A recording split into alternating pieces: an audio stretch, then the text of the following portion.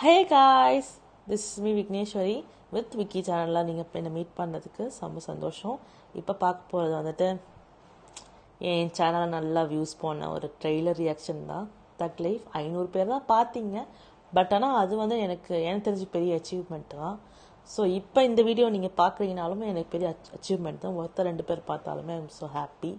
So ஒரு 500 பேர்னால் ஒரு யோசிச்சு பாருங்களேன். ஒரு குட்டியாக முடிச்சுட்டு ரெவ்யூக்குள்ளே போயிடலாம். Don't worry. ஒரு 500 பேர்னால் ஒரு ஸ்டேஜில் 500 பேர் நின்னாங்கன்னா இவ்வளோ பேர் நிற்பாங்க. ஸோ அந்த மாதிரி தான் நான் எடுத்துக்கிட்டேன். கொஞ்சமாக இருந்து நிறைய பேருக்கு வந்து லட்சம் மில்லியன் வியூஸ் போனாலும் எனக்கு இந்த வியூஸ் கிடச்சது ரொம்ப சந்தோஷம் தான். பட் என் சேனல் நல்லா போனது தக் லைஃப்ன்றதால தக் லைஃப் ரிலீஸ் ஆன இன்றைக்கே வந்துட்டு இந்த ரிவ்யூ வந்து இன்றைக்கே அப்லோட் பண்ணிடலான்ற முடிவு வந்துட்டதால இன்றைக்கே அப்லோட் பண்ணிடுறேன். பட் நான் என் ஃப்ரெண்டோட போனேன்.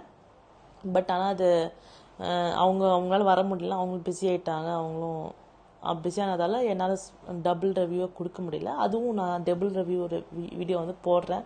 ஸோ அந்த வீடியோலாம் பார்க்கணுன்னா கீழே வித் விக்கி சேனலுக்கு சப்ஸ்கிரைப் பண்ணிங்கன்னா, லைக் ஷேர் கமெண்ட் பண்ணிங்கன்னா தான் உங்களுக்கு தெரியும். ஸோ எனக்கு இந்த படம் வந்துட்டு I'm little bit disappointed because of the promotions and this 3 jabawans of cinemas doing this movie. ஏன்னா இந்த மாதிரி ஒரு பிக் ஆக்சுவலி மணி சார் வந்துட்டு இப்போ எல்லாரும் கொஞ்சம் டிசப்பாயின்மெண்ட் பண்ணிட்டுருக்கார். பழைய மணி சார் இல்லை, பொன்னியின் செல்வன் தவிர்த்து அவரோட மூவிஸ்லாம் வந்துட்டு கொஞ்சம் லைட்டாக டிசப்பாயின்மெண்ட் கொடுக்குது எனக்கு. பட் அது அவரோட ஸ்டைல் வந்து அவருக்குன்னு ஒரு ஸ்டைல் இருந்துச்சு. தமிழ் சினிமாவில் வந்து 80s 2000s அண்ட் 90s தான் வந்துட்டு டேரக்டர்ஸ்க்குன்னு அவங்களுக்குன்னு ஸ்டைல் இருக்குது. அதுக்குன்னு அவங்க ஒரே மாதிரி தான் படம் பண்ணுவாங்கன்னு இல்லை. அவங்க டச் அது வந்து மணி சாருக்கு அப்புறம் தான் வந்துட்டு ஒரு லைனே வந்துச்சு, டேரக்டர் டச் அப்படின்னு சொல்லிட்டு. பட் அந்த படம் அந்த மாதிரி லைன் வந்துட்டு இந்த படத்துக்கு சொல்ல முடியுமான்னு கேட்டால் அதுதான் இல்லை. படம் முடிஞ்சதுக்கப்புறம் மணிரத்னம் டேரக்டர் பை மணிரத்னம் போட்டாங்க. அதுக்கு எனக்கு கூஸ் பம்ப்ஸே வரல. ஏன்னா நிறைய படத்துக்கு டேரக்டர் பை மணிரத்னம் போட்டால் அவ்வளோ கூஸ் பம்ப்ஸ் வரும். ஏன்னா அந்த படம் அவ்வளோ நல்லா இருந்திருக்கும். இதெல்லாம் நல்லாவே இல்லை. நிறைய ரிவ்யூஸ் நான் பார்த்தேன், வந்து எக்ஸ்ட்ராஜுரேட் பண்ணிட்டு இருந்தாங்க. ஐயோ இது நல்லாவே இல்லைங்க, ஐயோ போகாதீங்க, இது அப்படின்னு சொல்லிட்டு ரொம்ப எக்ஸ்ட்ராஜுரேட் பண்ணிட்டு ரிவ்யூ கொடுத்துட்டு இருந்தாங்க. அந்த அளவுக்கு நெகட்டிவாக இந்த படத்தில் அப்படிலாம் ஒன்றும் இல்லை. இது வந்து பழைய அரைச்ச மாவே தான் அரைச்சிருக்காங்க. பட் அது வந்துட்டு இது வந்து ரொம்ப இன்ட்ரெஸ்டிங்காக கொண்டு போக ட்ரை பண்ணியிருக்காங்க. நல்லா தான் இருக்குது. அதுக்குன்னு வந்துட்டு ரொம்ப மோசமாக இருக்குது இவங்க சொல்கிற இந்த பப்ளிக் ரிவ்யூவாக இருக்கட்டும், இல்லை இந்த ரிவ்யூஸ் பண்ணுறவங்களா இருக்கட்டும், சில பேரை சொல்கிறேன், அவங்க சொல்கிற அளவுக்கு எக்ஸ்ட்ராஜுரேட் பண்ணுறாங்க. படம் வந்துட்டு சூப்பராக இருக்குன்னா இல்லை, நான் வந்து படத்தை புகழ்ந்து பேச போகிறேன். ஏன்னா நான் எப்பவுமே வந்துட்டு I'm very choosy in terms of disliking a movie. ஏன்னா நான் வந்து அவ்வளோ சீக்கிரமாக ஒரு போய் பிடிக்காதுன்னு சொல்ல மாட்டேன். எந்த மூவியாக இருந்தாலும் அவங்க கொடுத்த அந்த ஹார்ட் ஒர்க்குக்கும் அந்த க்ரியேஷன்ஸ்க்கும் வந்துட்டு நான் அப்ரிஷியேட் தான் பண்ணுவேன். ஸோ அந்த மாதிரி இந்த படத்தில் எல்லாருமே ஹார்ட் ஒர்க் பண்ணியிருக்காங்க. த்ரிஷா உட்பட. ஏன்னா த்ரிஷாவுக்கும் இந்த படத்தில் ஒரு மைன்யூட்டான கேரக்டர் தான். பெருசாக இந்த படத்தில் வந்துட்டு அவங்களால ஒரு பிளாட் மூவ் ஆகுது அந்த மாதிரிலாம் நான் நினச்சி பார்க்கும்போது ஒரு எக்ஸ்பெக்டேஷன் இருந்துச்சு. த்ரிஷா வந்து நம்ம கொடியில் பார்த்த மாதிரி இந்த த்ரிஷா. ஸோ அந்த மாதிரிலாம் 96 த்ரிஷா, இதெல்லாம் நம்ம விலை தாண்டி வருவாய் த்ரிஷா, இந்த மாதிரிலாம் நம்ம படம் பார்த்தோன்னா எக்ஸ்பெஷலி கொடி த்ரிஷா பார்க்கும்போது இந்த மாதிரி ஒரு சீன் வரும் அப்படின்னு நம்ம எதிர்பார்த்தோன்னா அந்த மாதிரி ஒரு சீன் வராது. ஸோ நிறைய எதிர்பார்த்த த்ரிஷா கிட்ட இருந்து ரொம்ப ஸ்மால் மைன்யூட்டான ரோல் தான் கொடுத்துருக்காங்க. பட் நல்லா பண்ணியிருக்கலாம், நல்லா எக்ஸ்ப்ளோர் பண்ணியிருக்கலாம். இந்த மாதிரி கேரக்டரை பண்ணல. அவங்க கொஞ்சம் ஒரு செம்ம ஹீரோயினுக்கு ஸ்ட்ராங் ரோலாக கொடுத்துருக்கலாம். பட் 2 ஹீரோ நடிக்கிறாங்க. அவங்க 2 பேருக்குமே வந்து நம்ம ஸ்க்ரீன் பிளே ஒரு ரோல் கொடுக்கணும். அதனால் வந்துட்டு நிறைய ஹீரோயினும் ஃபீமேல் கேரக்டர் இந்த படத்தில் இருந்தாலுமே வந்துட்டு அந்தளவுக்கு ஹார்ட் ஹிட்டிங்காக இல்லை. ஸ்டார்டிங் வந்துட்டு நான் நோட்டீஸ் பண்ணேன்னா ஸ்டார்டிங் பூரா வந்துட்டு ஹிந்தியில் தான் பேசிகிட்டு இருந்தாங்க.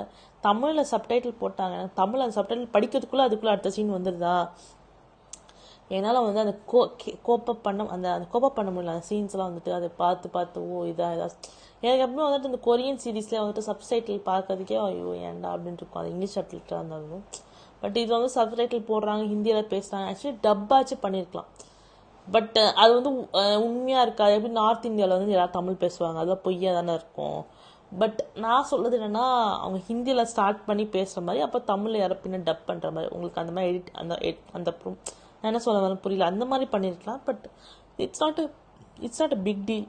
அந்தளவுக்கு பெருசாக சொல்கிற அளவுக்கு இல்லைனாலும் இது ஒரு இஷ்யூவாக இருந்துச்சு எனக்கு. படம் பார்க்கும்போது ரொம்ப ஹிந்தி படம் மாதிரி ஹிந்திலேயே பேசிகிட்டு இருந்தாங்க, நமக்கு ஒன்றுமே புரியல. அப்புறம் இங்கே நடக்குது அங்கே நடக்குது அப்படின்ற மாதிரி காமிச்சிட்டு இருந்தாங்க. மேபி அவங்க சென்னையில எடுத்துருக்கலாம். எப்போ பார்த்தாலும் இந்த கேங்ஸ்டர் படம் எடுக்கணும்னா, இப்போ அஞ்சானா இருக்கட்டும், எந்த படம் எடுக்கிறதாலும் இப்போ ரீசெண்டாக என்ன பண்ணுறாங்கன்னா நார்த் இந்தியாவுக்கு போகிறாங்க. ஏன்னா மேபி அது என்னென்னா நார்த் இந்தியாவில் நிறைய கேங்ஸ்டர்ஸ் இன்னும் இருக்கிறதால என்னவோ தெரியல, இப்போ எல்லாம் நார்த் இந்தியாவில் தான் போயிருக்காங்க. மேபி ஒரு சென்னையில் இருக்கிறவங்க கேங்ஸ்டராக காமிச்சிருக்கலாம். But it's okay, it's not a big issue.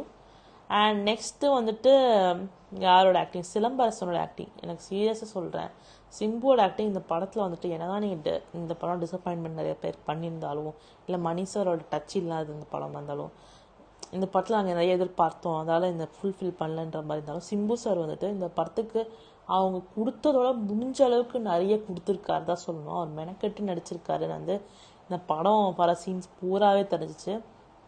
நல்லா உடம்பு குறைச்சிருக்காரு, ஃபிட்டாக இருக்கார், செம்ம ஃபிட்டாக இருக்கார். அவரை பார்த்த எங்களுக்கெல்லாம் மோட்டிவேஷன் வருது சிம்புவை பார்க்கும்போது. என்னென்னா அவரை பார்க்கும்போது வந்துட்டு மோட்டிவேட் ஆகுது எனக்கு. வாவ், இப்படி தான் இருக்கணும் நம்ம. ஏன்னா அவர் குண்டாகி தான் ஒல்லியானார். ஓடுறது அவர் வச்சு நக்கல் பண்ணாங்க. அவர் ஓடுறது பில்டிங்கில் அவர் வீட்டுக்குள்ளேயே ஓடினதை வந்துட்டு நக்கல் அடித்தாங்க. பட் ஆனால் அவர் அந்த மாதிரி ஓடி ஒர்க் அவுட் பண்ணதால தான் இப்போ ஒல்லியாக இருந்து தக் லைஃப் மாதிரி ஒரு ஒரு ஒரு கமர்ஷியல் மூவியில் நடிக்க முடியுது. ஸோ இன்னும் நிறைய சிம்பு கிட்டேருந்து எதிர்பார்க்குறேன். சிம்புவோட ஆக்டிங் வந்து இந்த படத்தில் அமர்ன்ற கேரக்டர் நடிச்சிட்டு இருக்காரு. செம்ம ஒரு நல்லா நடிச்சிட்டு இருந்தாரு. எனக்கு பிடிச்சிருந்தது சிம்புவோட கேரக்டர், எஸ்பெஷலி சிம்பு கேரக்டர் அவர் பண்ணுற எஃபெக்டாக இருக்கட்டும் எல்லாமே பிடிச்சிருந்தது. நெக்ஸ்ட்டு வந்துட்டு த்ரிஷா பற்றி பேச, கமல் சார் கிட்ட ஐ லைக் கமல் சார். கமலோட ஆக்டிங்லாம் ரொம்ப பிடிக்கும். ஏன்னா ஆக்டிங் தான், கமல் சார்னாலே ஆக்டிங் தான். கமலில் ஆக்டிங் தனியாக பிரித்து வைக்க முடியாது, எல்லாம் ஒன்று தான். பட் இந்த படத்தில் எப்படின்னா வந்துட்டு ஒரு ஓவராக என்ன சொல்கிறது, சில நமக்கு ஒரு இது இருக்கும், இதெல்லாம் நம்புகிற மாதிரியா இருக்குயா, இந்த மாதிரியா நடக்கும் அப்படின்ற மாதிரி இருக்கேன். ஸ்பாயில் பண்ண விருப்பம் இல்லை தானே, நான் கொஞ்சம் மேலோட்டமாக சொல்கிறேன். இந்த மாதிரி நடக்குமா அப்படின்னு நமக்கு யோசிக்கிற மாதிரி சிலன்ஸ்லாம் இருக்கும். ஏன் இவருக்கு மட்டும் இப்படி நடக்குது அப்படின்ற மாதிரி நமக்கு யோசிக்க தோணும். அந்த மாதிரி தான் அந்த சீன்ஸ்லாம் வந்துட்டு கொஞ்சம் லாஜிக் மிஸ்டேக்ஸ் நிறையவே இருக்குது இந்த படத்தில். அது கமல் சார் வர சீன்ஸாக தான் நிறையவே இருக்குது. ஸோ அது எனக்கு தெரியல, மேபி அது ரசிக்கிற மாதிரி தான் இருக்குது. பட் ஆனால் ஒரு சூப்பர் ஹீரோ படம் மாதிரி போயிடும் அந்த மாதிரி எடுத்திங்கன்னா. ஸோ கொஞ்சம் எடுத்தோன்னா கொஞ்சம் யதார்த்தத்துக்கு கொஞ்சம் கிட்டையாக எடுத்துருக்கலாம். இட்ஸ் ஓகே, இது வந்து ஒரு கமர்ஷியல் மூவி. இதுக்கப்புறம் நம்ம we should not expect more. And next யார் கேரக்டர் வந்துட்டு அண்ட் கமல் சாரோட ஒய்ஃபாக நடித்தவங்களும் சூப்பராக நடிச்சிருந்தாங்க. அவங்க ஒரு நல்லா இருந்தது அந்த கேரக்டர், எனக்கு பிடிச்சிருந்தது. அண்டு கிளைமேக்ஸில் ஒரு சீன் வரும், ஸ்ருத்தியா சென் பாடுற மாதிரி ஒரு சீன் வரும். அந்த சீனில் வந்து செம்ம கூஸ் பம்ப்ஸாக இருந்துச்சு, எனக்கு ரொம்ப பிடிச்சிருந்தது. அந்த நல்லா இருந்தது. அந்த மாதிரி ஒரு கிளைமேக்ஸ் வச்சது வந்துட்டு நான் எதிர்பார்க்கல. நான் கிளைமேக்ஸ்ன்னு சொல்கிறது வந்துட்டு கிளைமேக்ஸ்க்கு அப்புறம் மெயின் கிளைமேக்ஸ்க்கு அப்புறம் ஒரு கிளைமேக்ஸ் வரும், அதாவது படம் முடியறதுக்கு ஒரு 2 நிமிஷம் சீன். ஸோ அந்த சீன்லாம் வந்து எனக்கு கூஸ் பம்ப்ஸாக இருந்துச்சு, எனக்கு பிடிச்சிருந்தது. அந்த சீன்லாம் நல்லா இருந்துச்சு. அது என்ன நடக்க போகுது நெக்ஸ்ட்டு, நம்ம ஜெயிலுக்கு போயிடுவாரா, இவர் எப்படி இருப்பார் அப்படின்ற மாதிரி இருந்தபோது இந்த மாதிரி அவங்க படத்தை முடிச்சிட்டாங்க. நல்லா தான் இருந்தது. ஏன்னா அவர் ஜெயிலுக்கு போகிற மாதிரி சீன் வச்சுருந்தாலுமே நம்ம மக்களுக்கு வந்து சாட்டிஸ்ஃபையாக இருந்திருக்காது. என்னங்க இது அப்படின்னு மாதிரி இருக்கும். அயோக்கியாவில் வந்து விஷால் வந்து இறந்து போயிடுவார்ல, போலீஸில் வந்துட்டு அவர் பண்ண ஒரு சின்ன தப்பால் தான் வந்துட்டு அது நடந்ததால் அவரும் போயிட்டு தூக்கில் மாட்டிப்பார். ஸோ அந்த சீன் வந்துட்டு அப்போ வந்து அங்கே இருக்க பீப்புளுக்கு வந்துட்டு ரொம்ப சாட்டிஸ்ஃபேக்ஷனாக இல்லை. அது ஏன்னா ஹீரோனா இப்படி இருக்கணும் அப்படின்னு நம்ம எதிர்பார்ப்போம்ல. ஹீரோனா சாக மாட்டார், ஹீரோனா வந்துட்டு இப்படி இருப்பார், ஹீரோனா வந்துட்டு நல்லவராக இருப்பார், ஹீரோனா வந்துட்டு அவருக்கு என்ன நடந்தாலும் என்ன அடித்தாலும் வச்சாலும் வந்துட்டு இறந்து போக மாட்டார், அவருக்கு ஒன்றும் ஆகாது. ஸோ அந்த மாதிரி வந்துட்டு சீன்ஸாக மக்களும் இப்போ எதிர்பார்க்குறாங்க. ஏன்னா தளபதிகளை கூட ரஜினி சார் இறந்து போகிற மாதிரி சீன் வந்து எடிட் பண்ணிட்டு வேறு கிளைமேக்ஸ் வச்சாங்க. ஏன்னா மக்களுக்கு வந்து அதை அக்செப்ட் பண்ணிக்க முடியல, ஹீரோனா இப்படி தான் இருக்கணும்னு சொல்லிட்டு. அண்ட் நெக்ஸ்ட் வந்து இந்த படத்தில் வந்துட்டு ஐஸ்வர்யா லக்ஷ்மி வந்து கொஞ்சம் சீன்ஸ் தான் வந்தாலும் நல்லா நடிச்சிருக்காங்க. ஒரு அழுகிற சீன் இருக்கும், பயங்கரமாக நடிச்சிருக்காங்க. அவங்க ஆனால் தண்ணி ஊற்றுது, அவங்க கதறாங்க. அது நமக்கே ஃபீலிங்காக இருக்குது, அந்த டச் கொடுத்துச்சு அது. அண்ட் அசோக் செல்வன் கேரக்டர் வந்துட்டு இந்த படத்தில் வந்துட்டு ஒரு காப்பாக நடிச்சிருக்காரு. இவர் நிறைய ஒரு பெருசாக ஒரு இம்பேக்ட் கொடுத்தான்னா இல்லை, அந்த மாதிரி இம்பேக்ட் கொடுக்கல இந்த படத்தில். ஏன் அப்படின்னாக்க நான் அவர் ஃபஸ்ட்டு அந்த கேரக்டர் இன்ட்ரடக்ஷன் கொடுக்க பயங்கரம் பில்டப் பண்ணி பிஜிஎம்லாம் போட்டு பண்ணாங்க. அப்போ நான் நினச்சேன் இந்த படத்தில் வந்துட்டு அவர் வந்துட்டு ஒரு என்ன சொல்கிறது, ஒரு அரவிந்த் சாமி, தளபதியில் ஒரு அரவிந்த் சாமி, குருவில் வந்த மாதவன், அந்த மாதிரி அசோக் செல்வன் இருப்பார் நினச்சேன். அந்த கேரக்டர் வந்து அவர் வில்லன் கிடையாது, பட் அந்த ஹீரோவுக்கு வந்து தடங்களாக இருப்பார், தடங்கள் கொடுத்துக்கிட்டே இருக்கிற மாதிரி ஒரு கேரக்டராக இருக்கும். அந்த மாதிரி கேரக்டர் அசோக் செல்வன் நான் நினச்சேன் ஸ்டார்டிங் சீன்ஸ் எல்லாம் அந்த டைலாக்லாம் வரும்போது. ஏன்னா கமல் சாருக்கே ஒரு இது பண்ணி அவர் பேசுகிற டைலாக்லாம் இருக்கும். அது மாதிரி நான் ஸ்டார்டிங் சீனில் வரும்போது பயங்கரமாக ஐயோ வா சூப்பராக இருக்கு போகுது அப்படின்னு நினச்சா, பட் அவருக்கும் புஷ்ன்னு போயிடுச்சு. அண்டு எனக்கு வந்து இவ்வளோ ஒரு பிக் ஒரு கேஸ்ட் வச்சுக்கிட்டு நிறைய பழைய ஆக்டர்ஸ் கூட இந்த படத்தில் நடிச்சிருக்காங்க. பார்க்காத ஒரு 90s 2080s வந்த ஆக்டர்ஸ்லாம் நிறைய பேர், காமெடி ஆக்டர்ஸ், சைடு ஆக்டர்ஸ் நிறைய பேர் நடிச்சிருப்பாங்க. அவங்களெல்லாம் நம்ம மறந்து போயிருப்போம். இப்போ வந்து அவங்க ஸ்க்ரீனில் காமிக்கும் போது ஒரு நாஸ்டாலஜிக்காக இருந்துச்சு. ஸோ அந்த கேரக்டர்ஸ்லாம் நல்லா இருந்தது, எனக்கு பிடிச்சிருந்தது.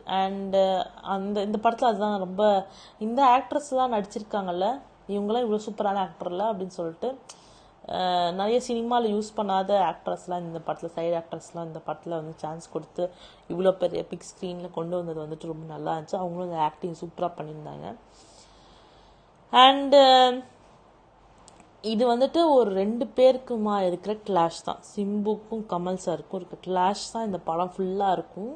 இதுதான் நம்மளோட ட்ரெய்லர்லேயும் நான் பார்த்துருப்பேன். நான் ட்ரெய்லர் ரியாக்ஷன் பண்ணலாம், சேனல் நல்லா போன வியூஸ் அதுதான்.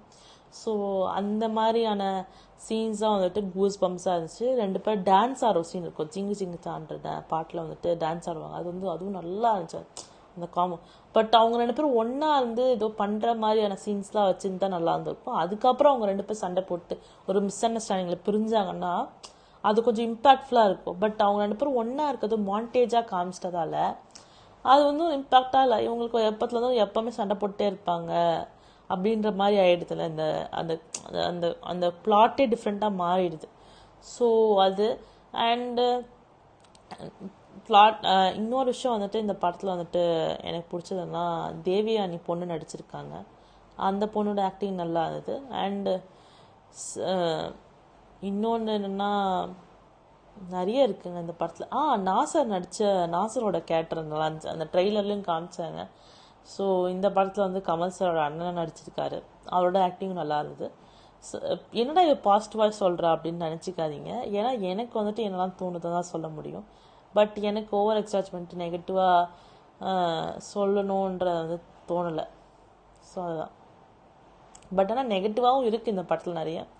பட் இது is my review, N view இதுதான். ஸோ ஒரு பெரிய கிரிட்டிக் கிடையாது. ஏன்னா இவங்கள மாதிரியான பீப்புளை தான் பார்த்து நான் வளர்ந்துருக்கிறதால இப்போ கிரிட்டிக் பண்ணுறதுக்கு ஒரு ஃபேன் கேர்ள் மூமெண்ட்டாக எனக்கு இருக்குது. ஃபேன் கேர்ளாக இருந்துட்டு ரிவ்யூ பண்ணுறதால எனக்கு வந்து ஹார்ஷாக கிரிட்டிக் பண்ண முடியல. பட் ஆனால் எனக்கு இந்த படம் வந்துட்டு ஆவரேஜ் மூவி, 1 டைம் வாட்சபிள் தான். ஸோ இந்த ரிவ்யூ உங்களுக்கு பிடிச்சிருந்தா மறக்காமல் லைக் பண்ணுங்கள், ஷேர் பண்ணுங்கள், வித் விக்கி சேனலுக்கு சப்ஸ்கிரைப் பண்ணிவிடுங்க. டபுள் ரிவ்யூ வருங்க. என் ஃப்ரெண்டோட நான் போனேன்.